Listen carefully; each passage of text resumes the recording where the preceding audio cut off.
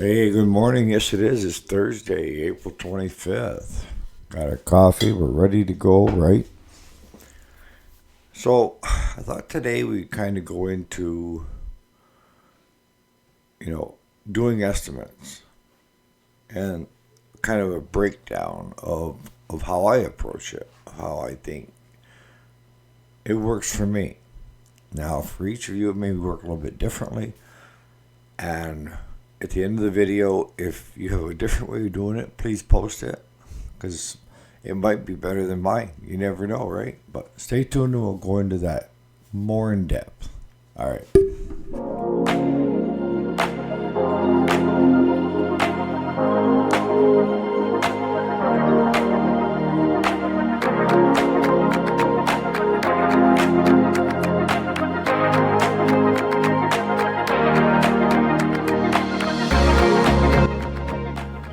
All right. So welcome back. If you didn't already know, my name is Eric, and we do uploads on a daily basis, sometimes two a day, and all of our uploads are available by video or podcast.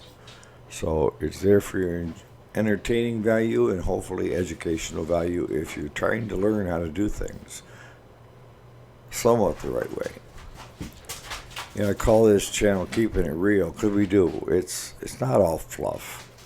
We don't have on these clean clothes, and at the end of the video, we still have clean clothes on. I don't see very many mechanics that work their tail off that don't get a little grease and dirt and everything else on them.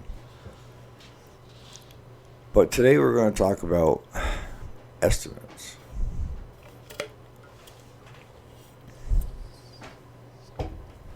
I think we all understand now, because I've gone into that a few times, about you have to charge a diagnostic fee. And the reason you have to charge a diagnostic fee is you don't know what you're into until you get your hands on it, right? And I know a lot of you, because it happens to me, will get potential customers that'll call and they'll tell you what the lawnmower is doing or not doing and want to know roughly what it would cost to get it fixed. I'm not the all-knowing, all-grand poobah. Without physically seeing the machine, I'm shooting in the dark. I'm clueless. If I have the machine in front of me and I can do a few checks on it and eliminate some things real quick, that gives me a better understanding of where their machine is at and what it's going to cost to fix it. Okay? And the reason you charge a diagnostic fee is you may diagnose the issue and then the customer decides that they don't want to fix it or that they're going to fix it themselves. Somewhere, somehow, you have to be made whole again for doing that estimate, for doing that diagnostic. They don't work for free at their job, and you don't work for free at your job. Now, how much you charge is going to vary from dealership to dealership. I know with us, we charge $45. $45 for you to bring it in and have me take a look at it. And yeah, sometimes it's hard to charge the $45 when you thread in the compression checker and find out that there's no compression on a two-stroke. Sorry, I can't make it any different. And in that case, most often the case with a two-stroke trimmer, weed trimmer, chainsaw, if the compression is really low on it, you're looking at a rebuild. And unless you have a good quality pro version, a lot of times it's not worth fixing because it's for what it would cost to fix it in labor and parts. You probably could go put down 3/4 of it on a brand new one. So it doesn't make monetary sense. I understand that. But you're there for 8 hours a day or 10 hours a day, all right? And you need to keep those hours billable. And that means if I'm asking, Claude to do an estimate or to do a diagnostic, it's taking him away from working on somebody else's machines that we're getting paid to do it, right? So you need to have a diagnostic fee. I think that's understood. What you charge is totally up to you. We charge $45. Now, if we decide that it's fixable, as I said before, we drop the diagnostic fee and go strictly to hourly, which is $55. And you're going to say, well, now it's costing them $10 more. Not really. Because I can do a diagnostic sometimes in 5 minutes to half an hour. And that's $90 an hour if I'm being charged by the hour. If we deem it fixable and it's not that big of a deal where it's not going to be that big of an expense, we flip it to hourly. We don't charge both. We just, instead of the 45 for the whatever time it takes, we just start from that point that we start doing the diagnostic and run it hourly until it's fixed and out the door. Now, we're all, I think, pretty clear on that point. Again, it's what you charge an hour is up to your shop, location, what have you. Okay, now we're to, I got to give an estimate. And there's two trains of thought here. And neither one of them are right or wrong. It's however you decide to do it. The first train of thought is when you're estimating a job, and this is after you've done your diagnostic, now you're doing your estimate for that customer. And most often when a customer asks you for an estimate, they're a new customer because they've been burnt before. My regulars don't even ask. They just know that if I deem it unreasonable to fix it, I'll tell them come pick it up. And most often they'll say, put it up in the boneyard. If it's fixable and reasonable, they know I just go right ahead and do it. And give them the bill and they're happy, go lucky about it. Okay? So most of the time when I get an estimate, someone looking for an estimate, it's a new customer.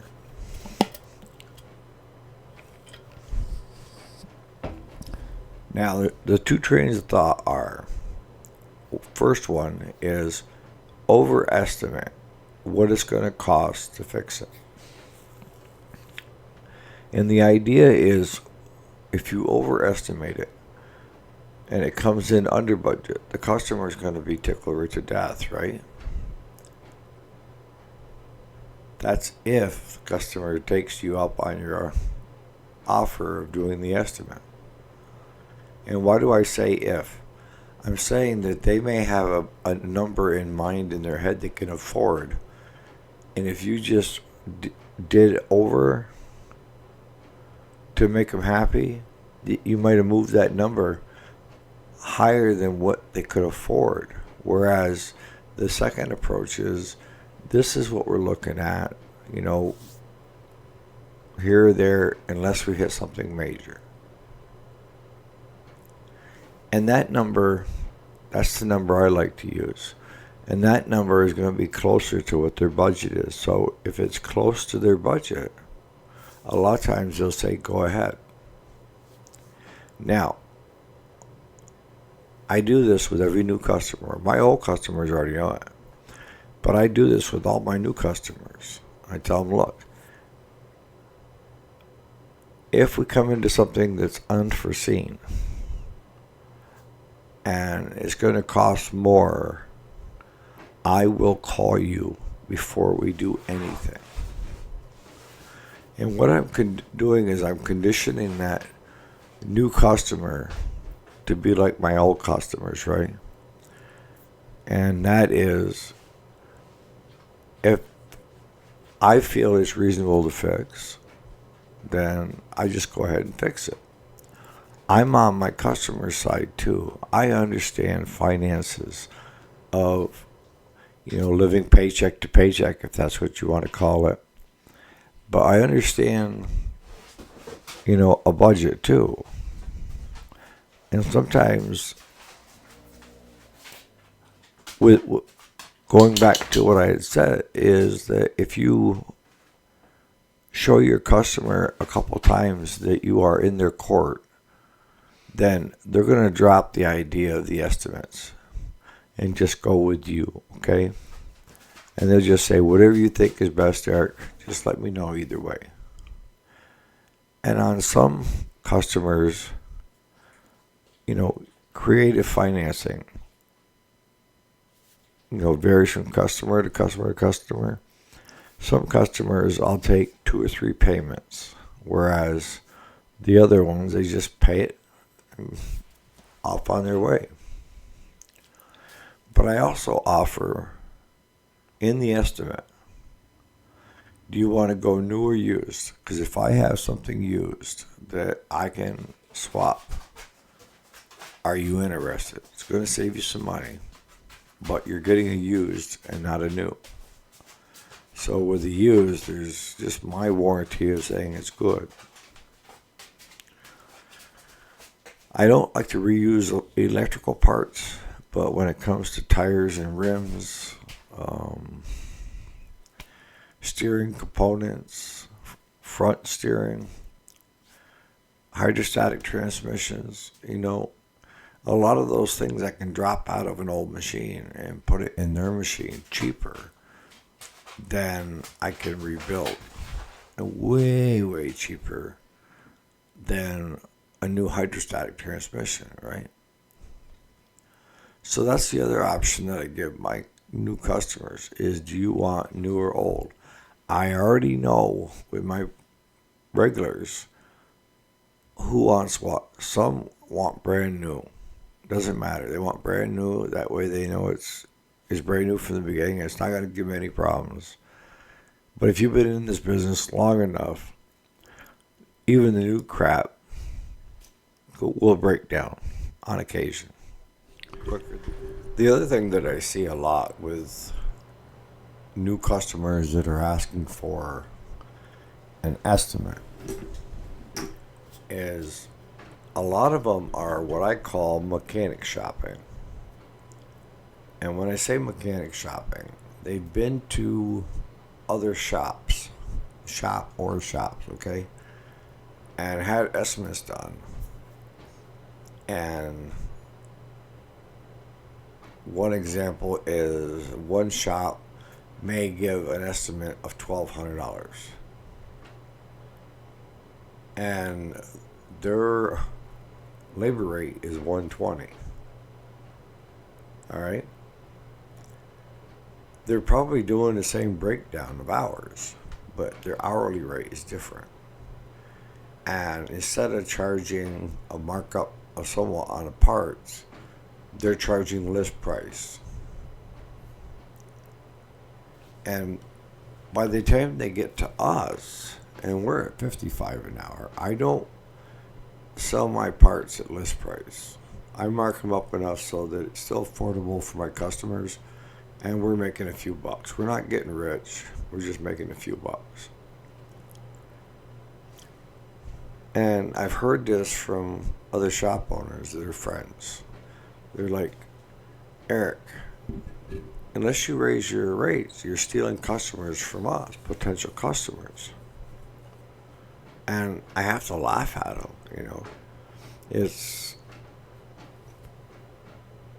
yes, I'm doing it cheaper than you can because I don't have the overhead. I don't have a gazillion employees feeding off the same job.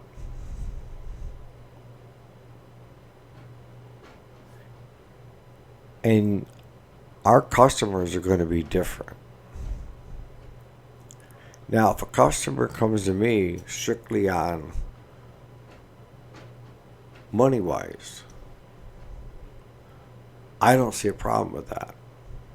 Now, if they could be the biggest pain in the ass there is, and I may not want them to come back the next time around, but for the most part, they're just trying to get something done that's affordable, and they're at wit's end.